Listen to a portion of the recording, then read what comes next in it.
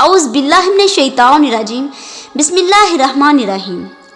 پوچھتے کیا ہو مذہب اقبال، یہ گناہگار تو ابو ترابی ہے۔ خواتین و حضرات، علامہ محمد اقبال کا نام کسی تعارف کا محتاج نہیں ہے۔ آپ 20ویں صدی کے ایک عظیم شاعر تھے۔ آپ کا پورا کلام بے تحاشا خوشخبریوں اور بشارتوں سے بھرا ہوا ہے۔ عشق رسول صلی اللہ علیہ وآلہ وسلم اور قرآن و حدیث پر گہری نظر ہونے کی وجہ سے آپ یقین کامل کے درجے پر فائز تھے۔ خواتین و حضرات، عام طور پر لوگ اعتراض کرتے ہیں کہ علامہ محمد اقبال کا عقیدہ یہ تھا کہ وہ امام مہدی علیہ السلام کو نہیں مانتے تھے۔ اس طرح کے اعتراض صرف اور صرف جاہل لوگوں نے کیے ہیں۔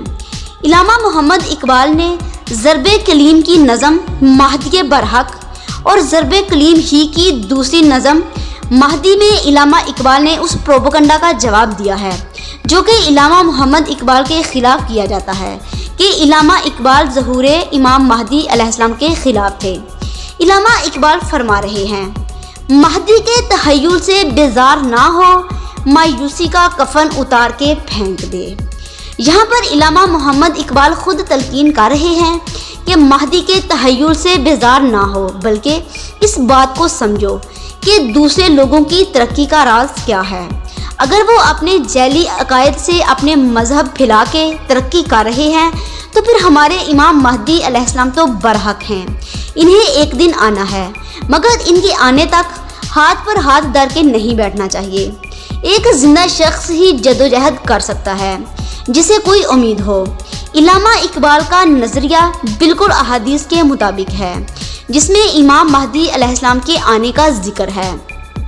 ضرب کلیم کی نظم مہدی میں علامہ اقبال نے فرمایا کہ قوموں کی حیات ان کے تحیل پہ ہے موقوف، یہ ذوق سکھاتا ہے ادب مرغے چمن کو۔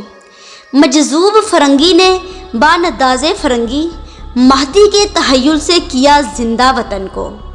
اے وہ کہ تو مہدی کے تحیل سے ہے بیزار، ہو زندہ کفن پوش تو میت اسے سمجھے، یا چاک کرے مرد ناداں کے کفن کو۔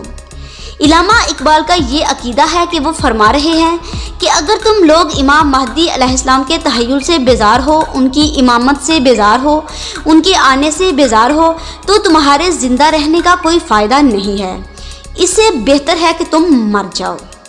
اللہم صلی علی محمد و آل محمد وعجل فرجہم اجمعین۔